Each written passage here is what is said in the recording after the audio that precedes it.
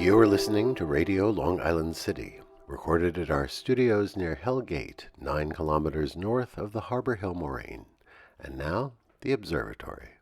The Observatory, Tuesday the 25th of August, 2026. It is 65 days after the summer solstice. It is 28 days before the autumnal equinox. In today's episode, crickets, a hoax, a famous Canadian bridge, Tom Burton, and the National Park Service. Today's forecast: sunny with a small chance of showers developing after 2 p.m. High near 81 degrees Fahrenheit, 27 degrees Celsius. West wind 7 to 10 miles per hour. The sun rises today at 6:16 a.m. Solar noon takes place today at 12:58 p.m. The sun sets today at 7:39 p.m. Civil twilight ends at 8:07 p.m. and nautical twilight ends at 8:42 p.m. The length of daytime today is 2 minutes 31 seconds shorter than yesterday. The moon is in its waxing gibbous phase and is 94% full at midday. The moon sets today at 3:23 a.m., and then it rises again at 6:34 p.m. These are the predicted tides today for Horns Hook.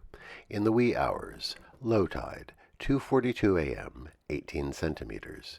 In the morning, high tide, 9:04 a.m., 1 meter 28. In the afternoon, low tide, 2:51 p.m., 30 centimeters. At night, high tide, 9:12 p.m., 1 meter 46. In our shared realm of plants and animals, more late summer sounds. As the sun goes down, the male crickets begin to sing. They'll keep it up until the cold weather arrives. According to the New York Times, you can use crickets to tell the temperature. They say to count the number of chirps a single cricket makes in 15 seconds and add 40 to that number. This gives you the approximate temperature in degrees Fahrenheit. We have no advice how to isolate the sound of a single cricket. Commemorations. On this day in 1835, the New York Sun began publishing a series of articles announcing the surprising finding of life on the moon. The articles described the lunar surface as lush with vegetation, with massive rivers, huge craters, and giant amethyst crystals. And it was populated by unicorns, mini zebras, one-horned goats, beavers that stood upright, and winged humanoids with the features of bats. All this, it was said, was observed from South Africa, where a new telescope with a 24-foot wide lens had been set up.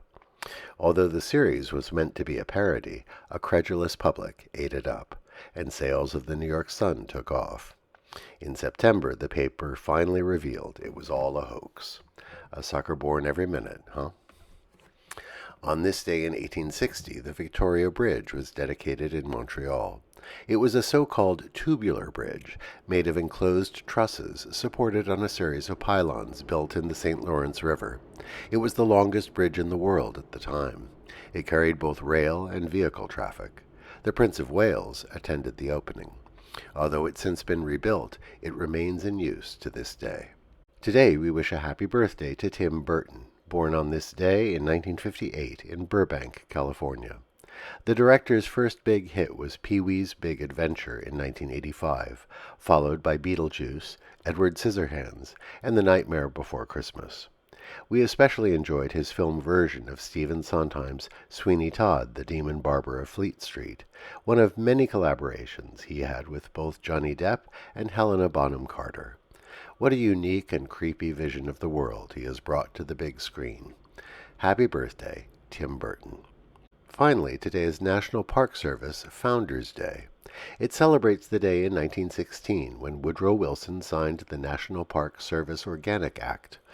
Until that time, national parks and monuments had been cared for by a hodgepodge of federal agencies, and since the act, we have had a unified National Park Service that looks out for our national heritage with expertise.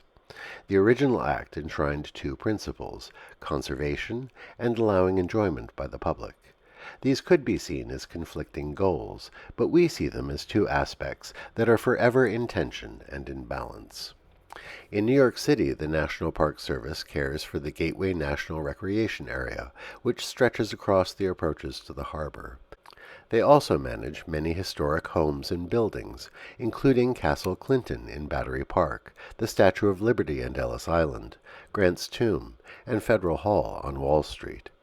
They are also stewards of the African Burial Ground National Monument in Lower Manhattan. Today, let us honor the National Park Service and their work protecting our history, heritage, and many natural preserves. And that is the Observatory, Tuesday the 25th of August, 2026.